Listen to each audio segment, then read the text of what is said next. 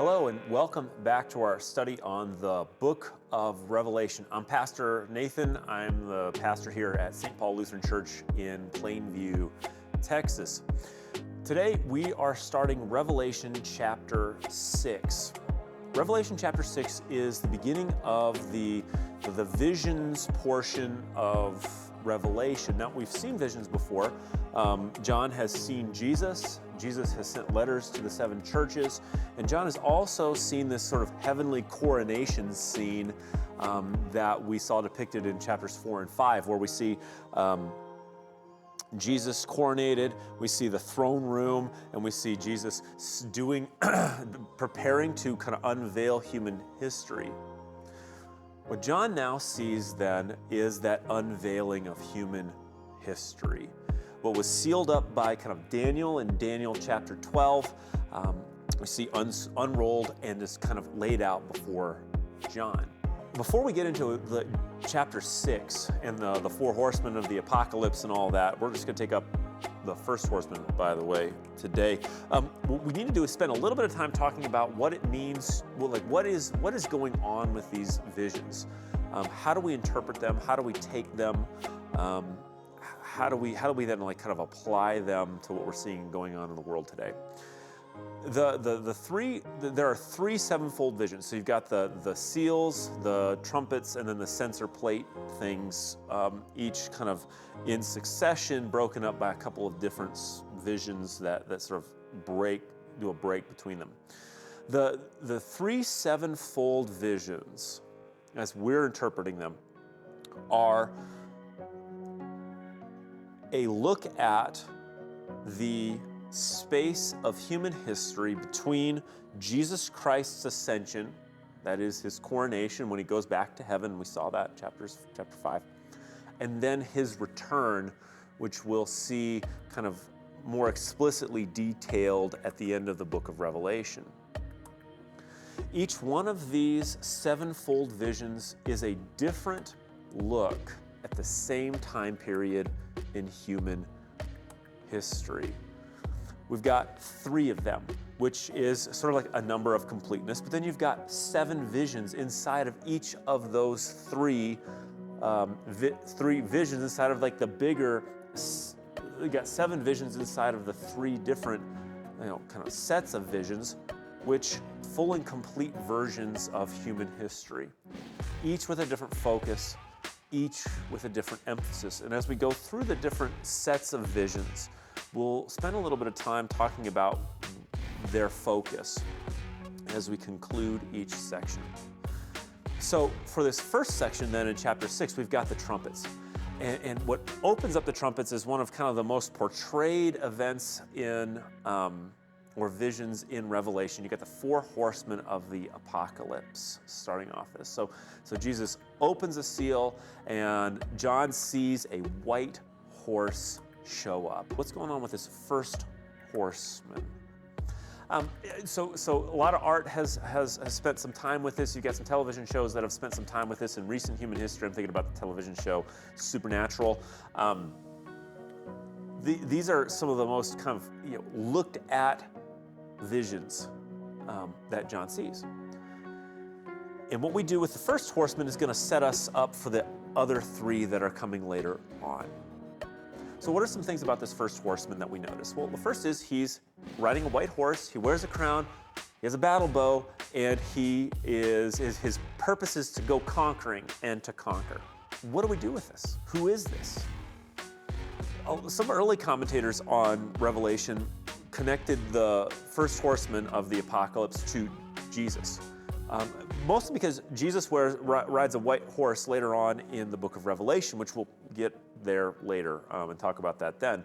And then he's got a crown, and then he conquers. And some commentators, even up to today, have kind of seen this as the church, that this is the church that goes out and conquers and so forth.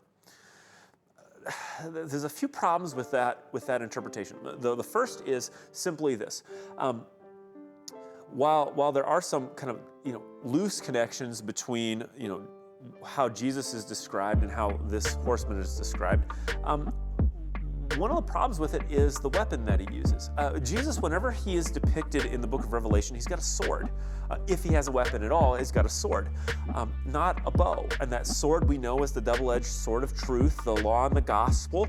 When we see Jesus, we see the sword. No bow is ever mentioned with Jesus. The second problem with it is what comes after the first horseman. The first horseman is not spoken of as greater than or better than the other three horsemen. They're all on sort of equal footing. And if this is Jesus, Jesus' name is above all names. Jesus' name is greater than every other name. He's above all things, save the Father in heaven alone. Not equal with what's coming, which is, what you're going to see is like bloodshed and plagues and death, that kinds of stuff that's coming in the other three horsemen's trail. So Jesus is not equal to those four, and we can't imagine. I mean, it's tough for us to imagine when Jesus is doing his ruling and conquering thing, that what comes alongside of Jesus' ruling and conquering is bloodshed and plague and death.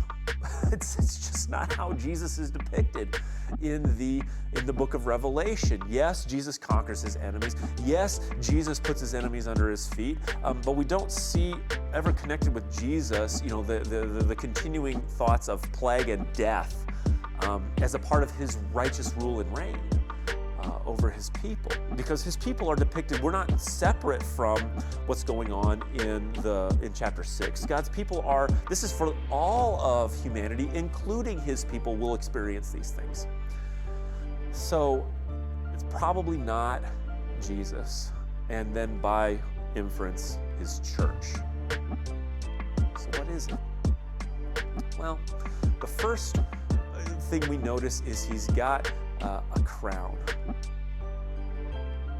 Whatever's going on here, this guy's got a kind of believes he has the right to rule and to enact that rule. The second thing we're going to notice is he's riding a white horse and carrying a bow. This is pretty typical. There was a group of folks called the Parthians. This is back in the 1st century AD. This is a warlike group of people that Rome never fully conquered. And they were in conflict with for a while, and they were always kind of fighting against Rome. So you have this very kind of warlike image that a 1st century citizen of Rome would sort of understand. You've got a warlike tribe of people whose commanders ride white horses and whose people use battle bows. So there's going to be war. There's going to be conflict, and the desire to kind of conquer and defeat. And that's the third thing we notice, that whatever's going on with this horse, the desire will be to conquer and to rule. We also know that the battle bow, going back to that briefly, is something that was a metaphor in the Old Testament. I'm thinking of 1st and 2nd Samuel, where this is a metaphor for the nations conquering and for nations kind of going after war. That is, they're pursuing warfare. So whatever's going on with this white horse and rider will involve the belief that they have a right to rule, perhaps even a divine right to rule, that they are going to use warfare and will use kind of like brute force tactics in order to bring about their conquering and so forth. And this will result sort of in a tyranny of rule. That is, they're going to rule in a tyrannical kind of way. So what we can do then is sort of apply this a little bit. This white horse then represents all sorts of tyranny and oppression, whether that's by a king or a despot or a dictator or a government, or even an institution, a human institution. It doesn't matter on what level you want to kind of interpret this. There's a king, or whether it's a king or a despot, or it's a government or an institution. what's going to characterize this time frame from Jesus' ascension to his return is going to be this tyrannical rule over people. You're going to see as a result, and all of this is the norm between now and then, in these quote-unquote end times in which we live. This is the norm. This is the exception to the rule is good government. See, as a result of human sin and brokenness, part of the judgment of this world is this tyranny and this kind of this civil unrest and rule oppression that we see depicted in Revelation 6, this first horsemen of the apocalypse, which means, a couple of things. First off, we shouldn't be surprised when this is taking place. But second, we should thank God for good rulers and good governments, where this is maybe not the norm, or at least it's not, it's not the 100% idea of it. It's just part of it. So we thank God for the reality of good governments where they exist and good rulers where they exist, where they are reflections of God's good rule and reign and not the human brokenness that we so often see in this world. So that's the first horseman. And that's sort of the trajectory we're going to look at, this first sevenfold vision of the seals that Jesus is breaking, and then kind of revealing as John sees this vision. Next time, we'll look at the other three horsemen of the apocalypse, and we'll go from there. Take care.